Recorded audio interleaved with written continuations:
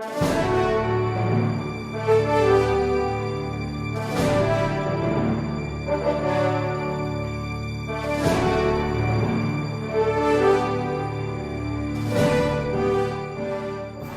yung motion, yung itatakal sa caucus, yung pinapaalis yung PS Bank, yung sa bank records, how confident are you na hindi masa-strike out yun? Kasi you mentioned about overwhelming evidence. Yeah, pero, pending. yeah. Una-una siguro, let's clarify. No? Why should the Senate decide to keep that as evidence? Okay, let's decide. Let's clarify first. Yun yung motion to what was that motion? Suppress yung evidence as inadmissible. Diba? And we will file an opposition on or before that caucus on Monday.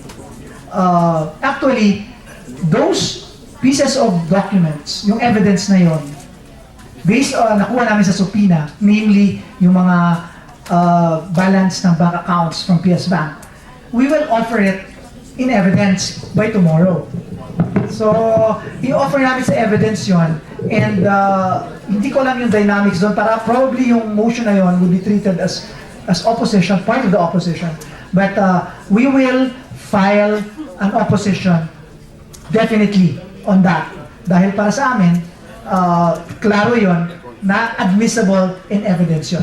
And siguro, I'll just leave it to the spokespersons to answer dahil magpapaalam na muna. Thank you. Sir Congressman Tupas, before you leave, may I ask, did you clear this decision with the President? President, no. Or anyone from Malacanang? Did you communicate with anyone from Malacanang? No, we did not. This is the decision by the panel of prosecutors, and we consulted with the Speaker of the House and the Majority Leader. We arrived at this decision at ginawa namin ngayong araw. Sir, it only stands to reason that you would only rest your case if you're confident that you already have the 16. Do you know for a fact that you already have the 16? We don't know for a fact. It's too early because ang defense will present their defense. But what we know is that we have an overwhelming evidence in those three articles, especially Article 2. Sir, kanina pa ulit-ulit na sinasabi ni JPE na your case will stand and fall on these three articles. Parang if we're to gauge by his body language, parang he's also surprised at your decision to stand and fall on these three articles. Tingin ko hindi, no? Tingin ko, yung basa ko kanina sa kanya, parang make sure niya lang na yung 5, hindi na, yung 3 na lang. So parang dun, yun yung nakuha ko when he said that, na not that parang hindi siya sure, but parang yung 5 hindi na, basta yung 5. So yung 5 wala, kasi hindi naman, nakakagulat rin naman, di ba? Pag yung 5, ida-drop mo, tapos yung 3, but we are very confident on these 3 articles. Did the rally of the Iglesia or the evangelical mission of the Iglesia ni Cristo have anything to do with your decision today? Let's consider the context within which your decision not to present is happening. It came up today. It came up after some surveys saying that there seems to be some neutralization of the hatred for the Chief Justice. Well, if the question is may kinalaman ba yung decision namin with respect to the rally, the answer is not at all.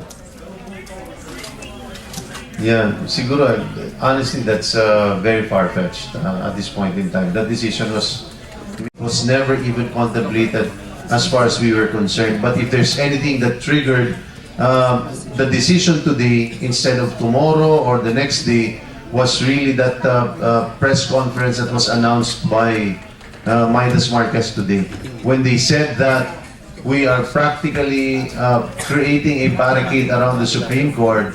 That made us decide already that we will just end up coming up with witnesses who are inconsequential or practically just a matter to drag this throughout the next few days. Siguro, palagot din dun sa kanina, no, how confident are we? We're very supremely confident that the Senate will not set aside yung evidence on the PS Bank. Yung BPI is not in question, meaning there's more than almost 13 million that was found or determined to have been in existence at the end of 2010, no meron lang siyang 3.5 million. But yung evidence pertaining to the PS Bank accounts amounting to almost 20 million, we're confident that that will not be set aside. The evidence that we presented and marked before the Senate was the evidence presented by PS Bank itself. Linawin natin yon, hindi yung in-attach namin doon sa aming request for subpoena, hindi namin pinamarkahan yun as evidence. Ang ebidensya namin ay yung prenisinta at dinalang mga dokumento at testimonial evidence ng PS Bank President.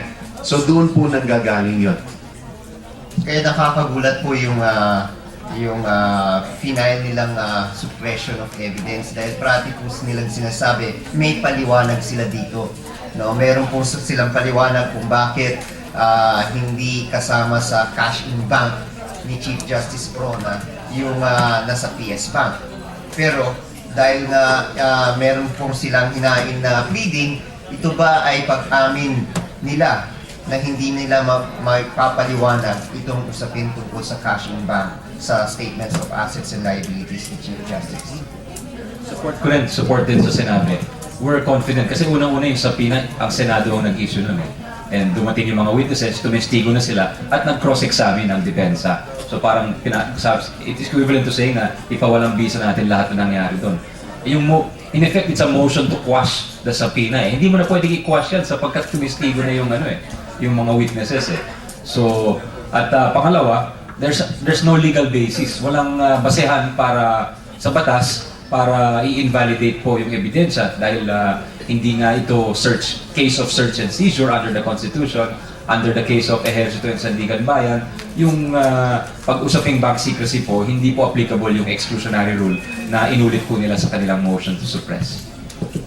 Sir, yung other prosecutors na hindi nakapag-presenta, dapat magpipresenta sila doon sa 5 articles of impeachment na withdraw nyo na. Eventually, parang iniwan nyo na talaga.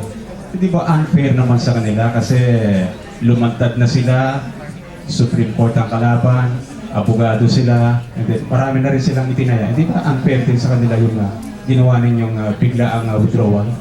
Hindi naman. Una-una, hindi biglaan yan. At alam rin naman po ng ating mga private prosecutors kung ano ang pwedeng mangyari in the course of the trial. So, alalahanin po natin na parating yung team ay kinikonsulta ng chief prosecutor kasama ng mga private prosecutors yan. So alam nila yung mga pwedeng mangyari habang tumatakbo yung impeachment trial. At mahalaga dyan, Ed, ay halos lahat ng public prosecutor nakapatis. Makikita natin na nagkaroon ng role ang halos lahat ng public prosecutors. At pangalawa, ang mahalaga dyan ay kasama po sila sa decision na mag-close po, mag-rest dito sa 3 articles na to. Yun po ang mahalaga. Linawin ko lang, no? Walang bigla dito sa pag-rest. Siguro nabigla kayo at paminsan-minsan may naitatago din pala kami sikreto. Ha? Kaya nabibigla. Pero as far back as 3 weeks ago, tinatanong nyo na kami pagdating mo doon. Ang I think pinaka-critical na lang is lahat kami naging bahagi dito, pati yung mga private prosecutors. Iisa lang po ang gusto namin. Ang gusto po namin ay ma-convict ang Chief Justice pagdating dito sa articles of impeachment. Hindi na yung importante kung nakapagsalita yung iba o hindi na take up yung ibang matters. We feel like that it is ripe already for a decision to be made. At ayaw din po namin na may masabi ang depensa na hindi sila binigyan ng sapat na panahon. They actually have 1 month from today within which to present their evidence before or practically a month before the Lenten break. So para po sa amin, this should be enough time, and we also wanted to obviate any discussions or pamamaraan baka sabihin po nila na hindi natin sila binibigyan ng sapat na panahon. When Justice Cuevas was asked in open court how many witnesses and how long, to my recollection, they said that not more than 10 trial dates. At ilang testigo na lamang. And that was for all the articles of impeachment. Ngayon po na 3 na lang, tingin namin they should have more than enough time. While we don't want to impose or dictate on the defense, but I think that as far as we're concerned, we have given or allotted them enough time for the defense. Yung first impeachment during era Estrada, former President era, nag-walk out yung mga prosecutors. Eto dahil hindi nila nagustuhan yung naging decision ng impeachment court noon. Ito bang pagkakataon nito, kayo ay inabandon ninyo o withdraw ninyo yung 5 articles of impeachment? Ito ba yung paraan nyo rin para parang ipakita na hindi nyo rin nagugustuhan yung tinatakbo o rulings ng impeachment court? Hindi totoo yan na Ed, no? Hindi namin, kami tinatanggap po namin yung mga rulings ng impeachment tribunal. Let's make that clear, no? Yung hindi namin nagustuhan lang, yung action ng Korte Suprema para lagyan ng kulambo yung mga testigo na gusto po namin makuha mula sa Korte Suprema. Itong kulambo na ito ay siyempre mahigpit na kulambo na hindi natin makukuha yung mga ebidensya na kailangan po namin may presenta sa iba't ibang mga artikulo.